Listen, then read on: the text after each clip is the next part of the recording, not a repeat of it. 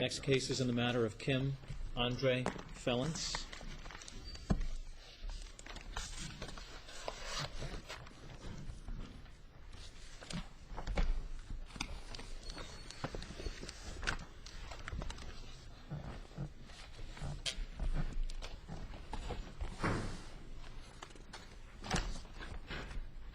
May we please have your appearances?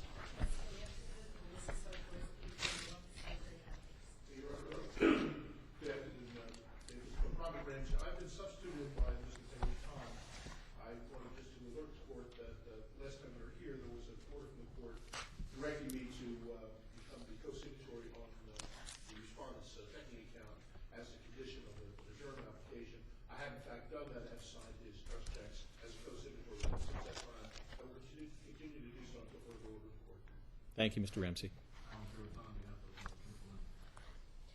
Ms. Sartorsky?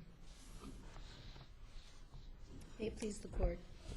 The Office of Attorney Ethics agrees with the determination of both the Special Master, James McGovern, and the DRB that Mr. Felons should be disbarred for the knowing misappropriation of client funds. This is not a single instance of knowing misappropriation here. This respondent engaged in a pattern of receiving funds on behalf of clients and using the monies in the trust account as if it were his own money. In many instances, he issued checks to himself attributable to a particular client file in excess of funds on deposit for that client. What I mean by that, for example, is in the Janice McCason case, he receives $45,000 on behalf of McCason. She receives no funds, and he disperses to himself $19,000 in excess of what he ever had on deposit for Janice McCason. We proved here was that also respondent used one client's funds to pay the obligations of another client, a process known as lapping. He then puts his refinance proceeds from his own residence back in the trust account to replenish the money that he had misappropriated. This case came to the attention of the OAE because he overdrafted his account finally, and we audited him. And all of the telltale signs that we see in knowing misappropriation cases or red flags were present here. The attorney, 3 times he was interviewed, never gave a reasonable explanation as to his use of these funds.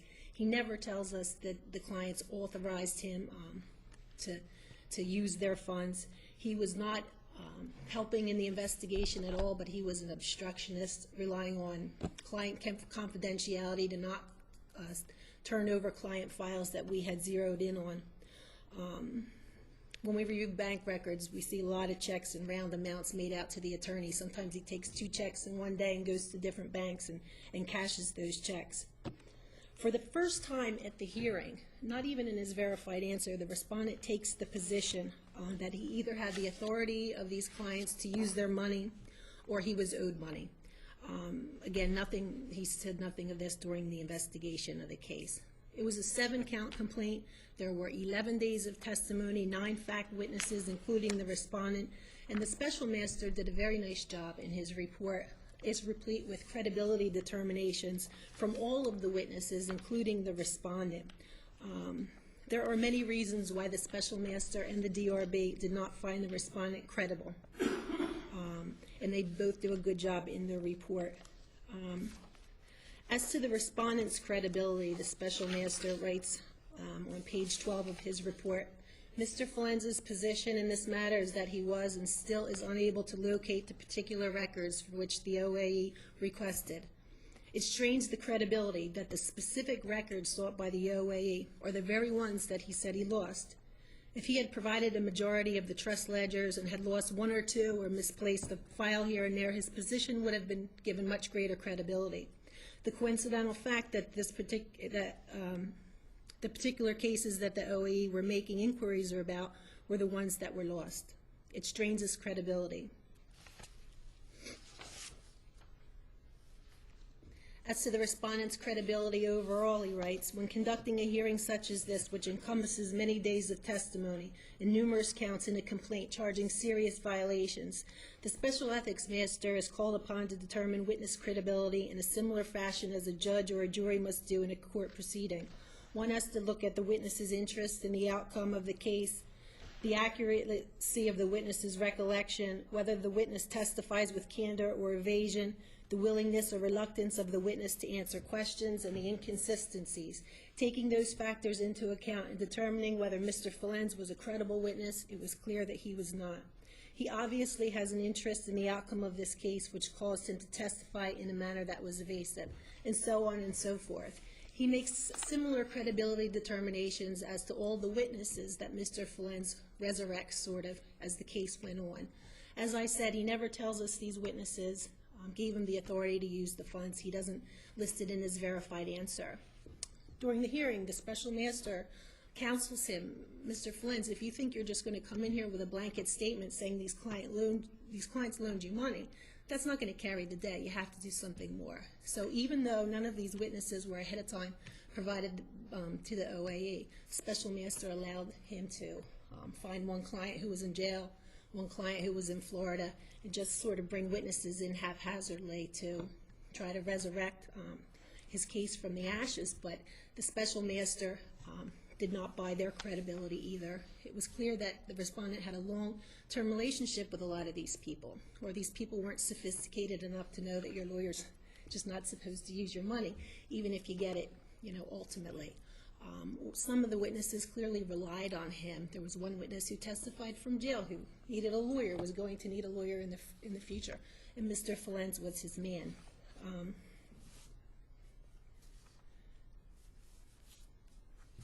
There was one witness in particular, this Miss Sourhour. A lot of her funds were used, again, like I said, paid the respondent. Now she comes in and testifies that there's a settlement agreement that has her signature. There's a power of attorney that has her signature, which allows him to, deposit her check. But significantly missing were any loan agreement, which she said she signed as well. The special master said it detracts from her credibility that the fact that this third crucial document was unable to be produced either by the witness or the respondent. She could not recall when she authorized the respondent to use her funds. She could not determine if it was contemporaneously with the signing of other documents or at some time in the future. She couldn't remember the temporal relationship of the authorization. She testified she was still being represented by the respondent on other matters, and she appeared to be friendly with him. There are a few issues that respondent raises in his brief that I just want to touch on. He argues that the OAE's or investigators' reconstruction of his trust account was not accurate, and that she failed to include various deposits of funds which would have showed he actually had more money in the account. And he cites a couple of examples where he says we missed deposits. He never presented any proof of this at the hearing. The OAE, when they determine how much money goes into the trust account, don't rely on his documents. We look at the bank records. We look at the deposits that are made within a certain period of time.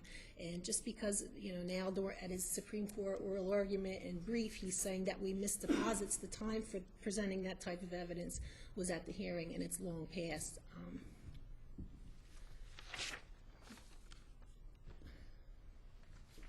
The special master concluded that there was a consistent pattern of the respondent utilizing his trust account as his personal account. I think it's more than substantiated in the record, and I asked the court to adopt those credibility determinations and findings. The respondent should be disbarred. Thank you, Ms. Sartorsky. Mr. Peyrouton, we'll hear from you next, and let me tell Mr. Phelan you'll have an opportunity to address us if you would like because of the recommendation for disbarment here. We'll hear from your attorney. Please the court, Chief Justice, Associate Justices. We concede that respondent engaged in conduct that warrants discipline. However, this is not a Wilson case. There was no unauthorized taking of any client funds. The DRB, there are 7 counts in the DRB complaint. 2 through 7 deal with client misappropriations. On page 51 of the report, the DRB dismissed counts 4, 5, and 6 because they found that each client consented to this loaning of money. Ironically, 2, 3, and 7, Denise Mackison, Bruce Jackson, and Ms. Aurora, they also consented to this loan agreement. Each client testified under oath that they were fully aware of what they were doing. Each client consented to this. That's why we don't have a Wilson. There was no unauthorized taking. Wasn't the best business decision, but there was no deception. There was no fraud. It was completely translucent. So for those reasons, we don't see a disbarment case here. It's not a Wilson case. I'd also like to say that the respondent continued to represent each client, and there was no breach of trust with each client. Each client was repaid. Each client was compensated. Each client had an opportunity to express whether they were harmed or not, and no client came forward and said they were harmed.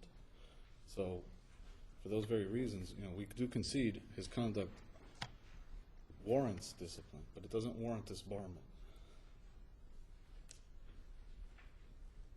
That's the end of my presentation. If you have any questions. Is anyone? All the monies were repaid for all the clients? Yes.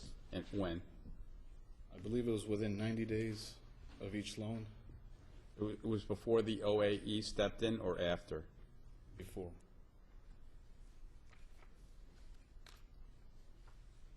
Is there anything else you'd like to present? No, Chief Justice. Thank you. Mr. Falance, you don't have to. Would you like to address the court? Yes.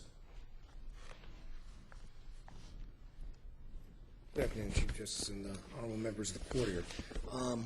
If I may, firstly, with regard to the claim that I obstructed the investigation, nothing of this sort occurred.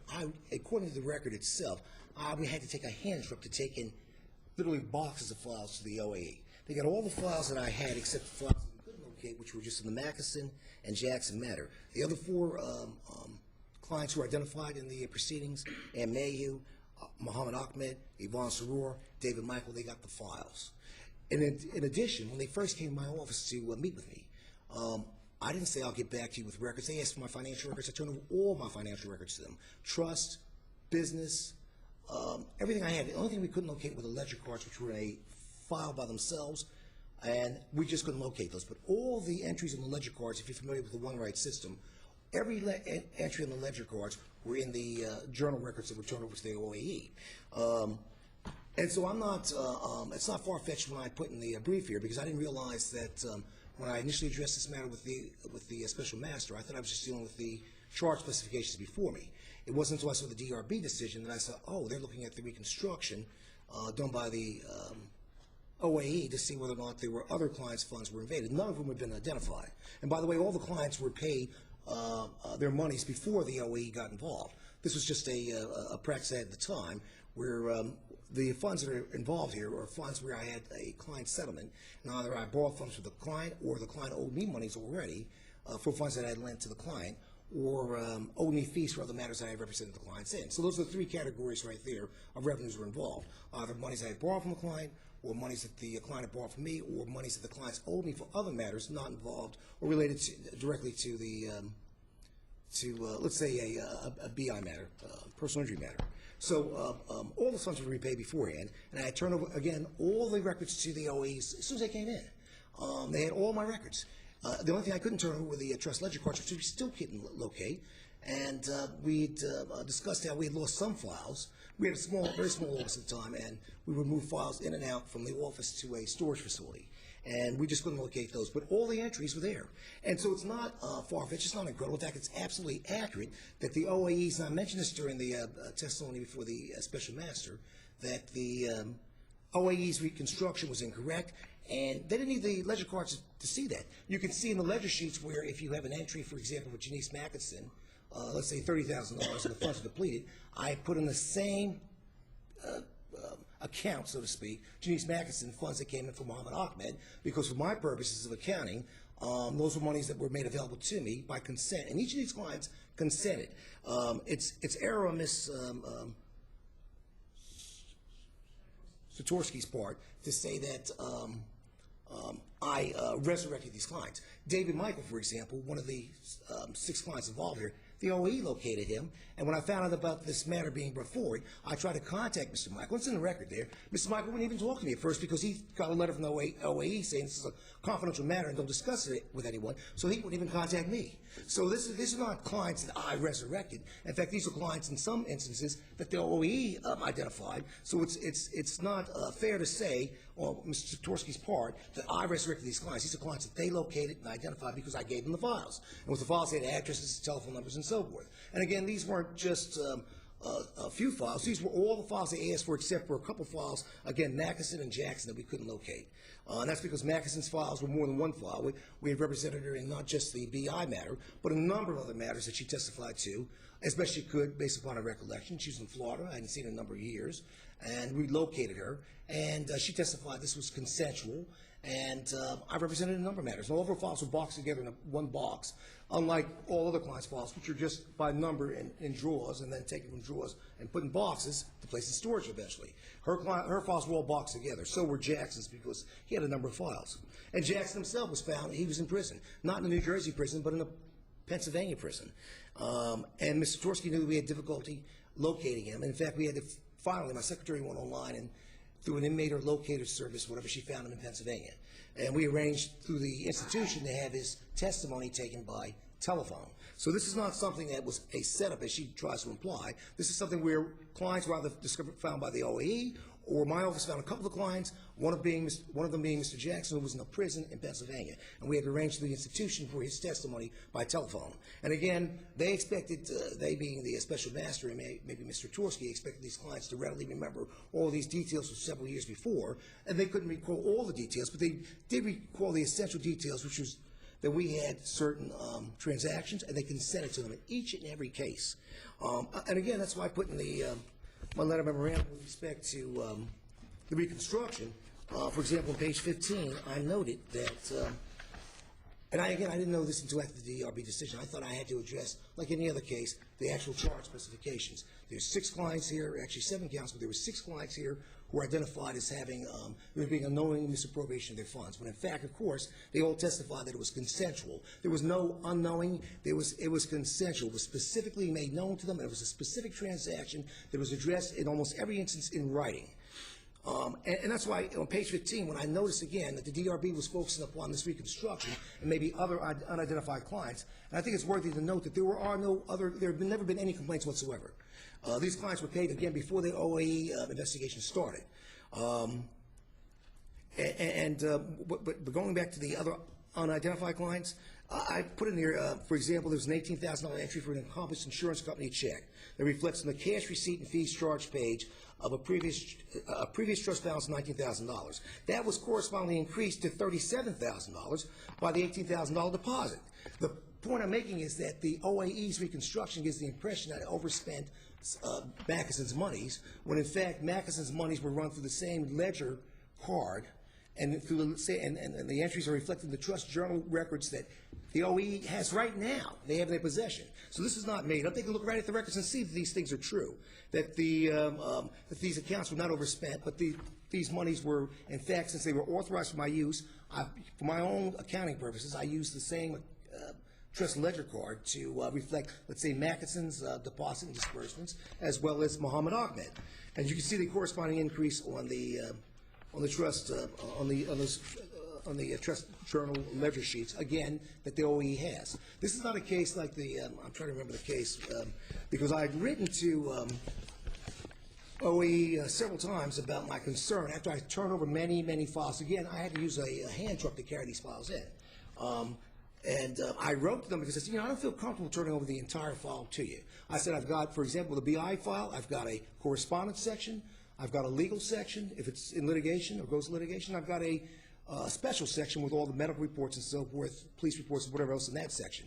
In the correspondence section, I've got notes. I make a note in every conversation I have with someone, the date, time, substance of the conversation, every case, every office conference, the same thing. And I said, I've got files where people have told me about a guy told me that he hit somebody, he was drunk the night before, hit somebody, killed a guy. I wasn't representing him on that, I'm representing him on something else. I got notes in my file. And I said, I don't think that client wants you to know his most intimate most sensitive information, and I don't think under the rules that you should be entitled to information without a court order. Their response was a look at RPC, I think it was 1.6 or whatever. I looked at it and it did not authorize what they were saying, wholesale release of all client information.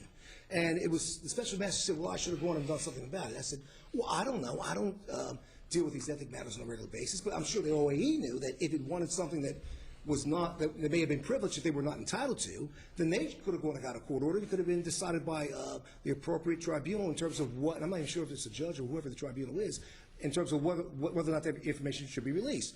I mean, I've got a client who, years ago, a European guy, I was representing on one matter, and he married a black woman who happened to be a prostitute from my area, and it was a sham marriage that he used to get citizenship. And that's in the file. Should that information be released to the OAE? Please don't disclose here anything that might potentially be a client confidence. Oh, yeah, I'm sorry. Yeah. I'm just trying to share the types of information in the files. I mean, whether or not somebody has an STD or whatever. Lance, you've spoken for 10 minutes now. Yes, I'm going to encourage you in the next few moments to try to focus specifically on the matters that bring us here and give us your best argument, and then All right. Well, again, Judge, under advisement. I'm sorry. Again, the point of the matter is that each of these clients consented. I mean, I'm sorry if I didn't do it in accordance with the, and part of it, too, was, you know, I had a lot of, in fact, all the issues I had in my life at the time, I didn't even put in the record because some of them were so private. I had problems with a daughter. I had problems with, and of course, I had my own health problems, my wife's health problems, and I've had multiple surgeries and so forth. So at times, the way I did my accounting seemed to be the best way to do it. Where I ran into a problem with the OAE was when I raised this issue about wholesale turnover of the entire file, including the most confidential portions of it. Other than that, they got all of my bank records. I mean, the original bank records, I turned over to them. All the records. They make it seem like they didn't get them, but they got them, and it's in the record. They got all those records. The very first day they came to my office, I gave them all the bank statements. I gave them all the canceled checks. I gave them all the trust journal ledger sheets. I gave them the trust account, I forget what they call it, where you write the checks on it and so forth, the entered balances and so forth. They got everything.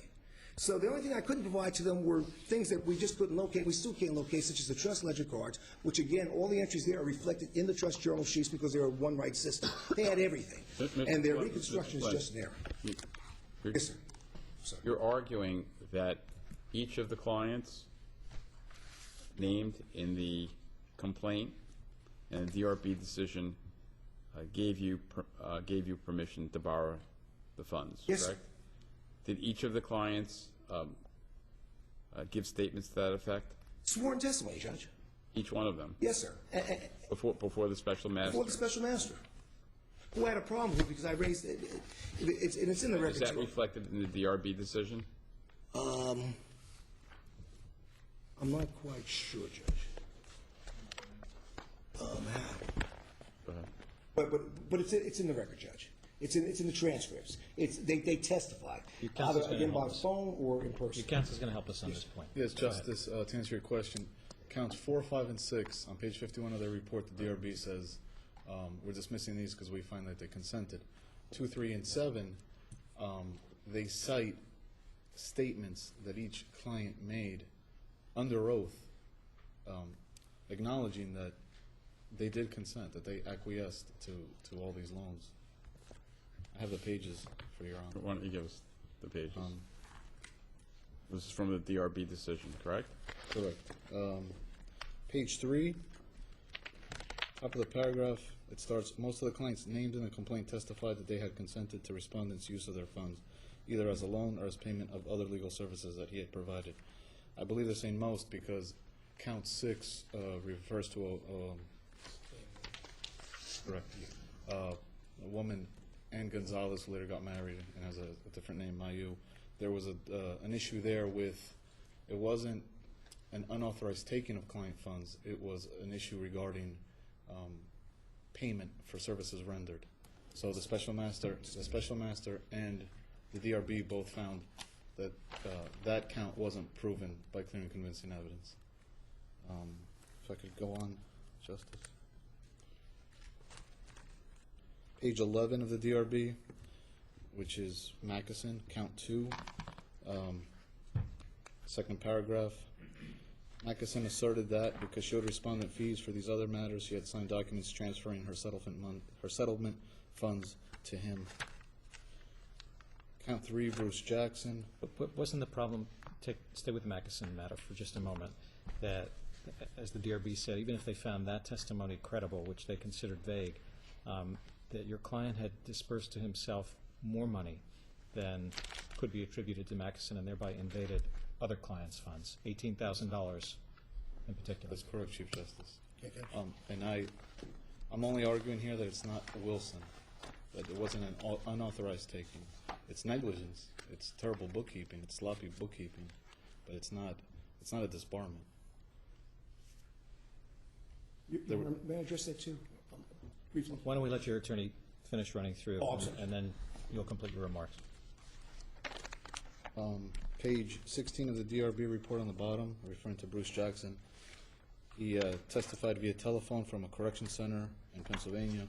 He asserted that respondent had represented him in several matters, including his father's estate, child support, superior court, municipal court.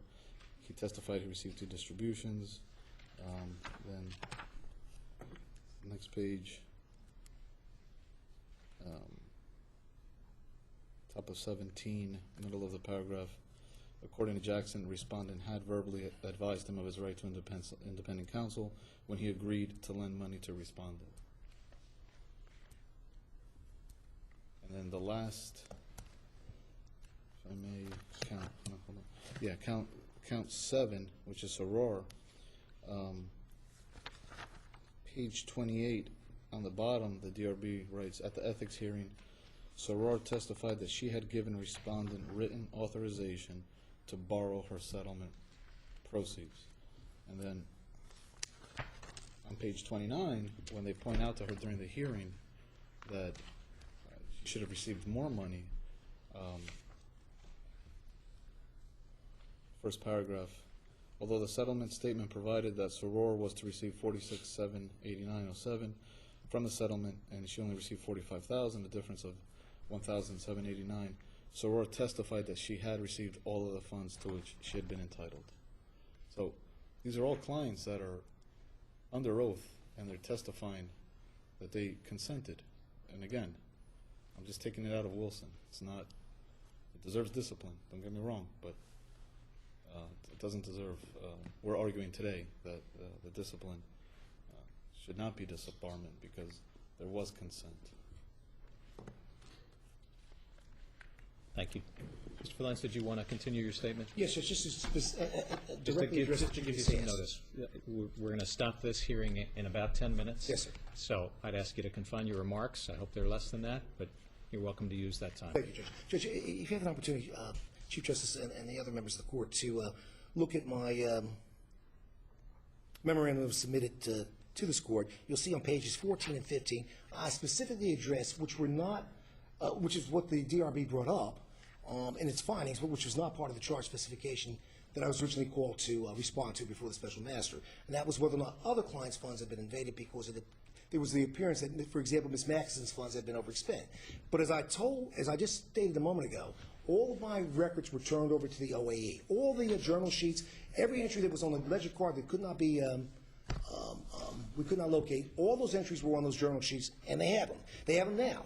And you look at, and what I say here is, additionally, the OAE had in its possession cash received and fees charged journal pages, also turned over the trust journal disbursement sheets during the initial audit. A review of the same clearly sets forth the additional receipts that were not identified by the OAE nor reflected in its reconstruction analysis. Most significant is the fact that the cash received and fees journal pages reflects the file number and or case or client name, indicating that the receipt went to a specific client account. Most important with respect to, for example, Ms. Maxson's trust funds, is the fact that the OAE's reconstruction did not include additional receipts that were plainly excuse me, and specifically identified as having been designated for inclusion and receipts attributed to Ms. Maxson's account. For example, in the July 2007 cash received and fees charged journal pages, entries were made reflecting a July 5, 2007 deposit of an Encompass Insurance Company check in the sum of $18,000 that was included in funds attributable to the identified client, Janice Maxson.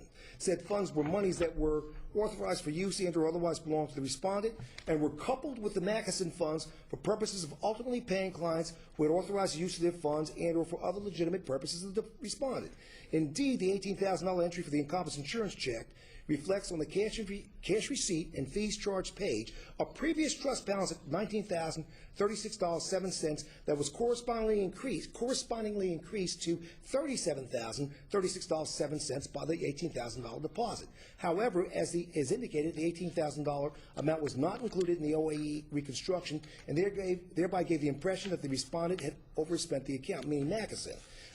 Additionally, there was another entry in the cash receipt and fees charged journal for July 2007, reflecting a receipt from the Mackeson account of $12,000 by way of an Allstate Insurance Company check deposited on July 24, 2007, that again not only had specific reference for the Mackeson matter, denoted in the cash receipt and fees charged journal pages as Mackeson versus Petriello, but it also utilized the same file number of 3312 as reflected in the OAE construction. But for some reason, the OAE did not pick that up and say, oh, okay, for whatever reason, Mr. Flens included these monies with the Mackeson receipts, and we should therefore, okay, we should focus on this and figure out why this thing is increasing it, because obviously, instead of just having, for example, $30,000 for Mackeson, there was actually more money reflected for Mackeson because the entries were right there in the journal pages. But why they didn't pick it up, and again, it's plainly stated, it's got Mackeson's name there, a file number for Mackeson and so forth. Why they didn't pick it up, I don't know, but the records were there. And they had all these records. They still have all these records. And these were the very records that were turned over to the OAE the very first day I met with them. And they asked me for my records. I readily went and got them and gave them all my original records. Canceled checks, bank statements, these journal pages, everything. The only thing we couldn't locate were the trust cards, which they reconstructed. But again, the reconstruction is an error. And I would submit this alone indicates that they did not prove their case by clear and convincing evidence as far as other clients who were not specified in the charge specifications. These clients were not specified at all. These clients were, and I didn't address it before the special master. He asked me about their accounting. I said their reconstruction is flawed, and I explained why, because I had a master accounting, which is reflected by these ledger cards, which I can't locate, but all the entries on those ledger cards are in these trust journal pages, and they have these records. And again, the bottom line is,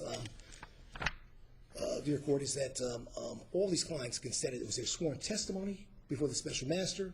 I had a problem with the special master initially. I had asked that he recuse himself because I think there was a conflict there because of some issues concerning his office, some people in his office and so forth. He refused. I don't know. I don't even think you should have heard the matter because we had some issues right off the bat, and they're in the record too. And I put them in my initial letter memorandum to him in response, when he asked us for a response before he made his decision.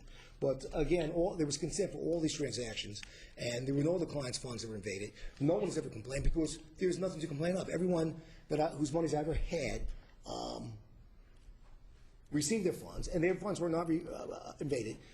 The problem, again, with the OAE reconstruction is the failure simply to attribute the proper number of receipts to, let's say, the Mackeson account, albeit, and again, I admit there was error there. I should not have done this the way I did, but it seemed easier for me in terms of these particular clients, repaying them and keeping track of what had to go to them, using the funds that were authorized either by way of loan or monies that were owed to me or fees that had been earned.